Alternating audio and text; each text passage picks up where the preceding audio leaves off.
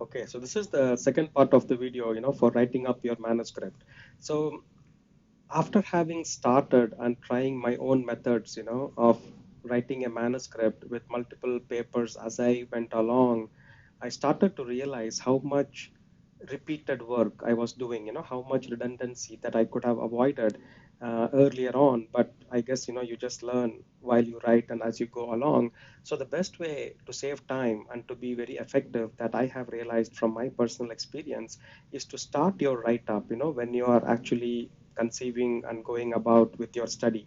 So like I described in my previous videos, when I collect the data, I'm actually writing up the introduction paragraph, so you start up or open up the first study, you have your Excel sheet and you are collecting the data from that first study, reading the information.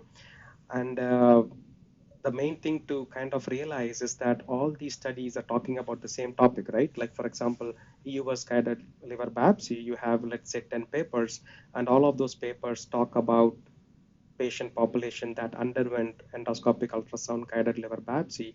They all have the same goals, basically to report technical success, clinical success, adverse events. And their discussion is also pretty much the same, because all of these studies, they all have the same goal on the same type of patients. So while you're reading that paper to collect the data, have a document open and start writing the introduction, so they all will have the same goals in their introduction paragraphs. So as you keep going and editing and changing and noting down important points, and then you can make your own way of presenting your introduction as to why you did this meta-analysis paper and what are you going to report in your paper. Usually introduction should be 1 page long, 3 paragraphs. That's like the short and sweet way. People don't have time to read a lot of stuff, so just keep it short and simple, maximum 1.5 pages depending on the topic on which you are doing a meta-analysis. To kind of summarize, the introduction paragraph is best written, in my opinion, while you're collecting the data from those individual studies on your data Excel sheet.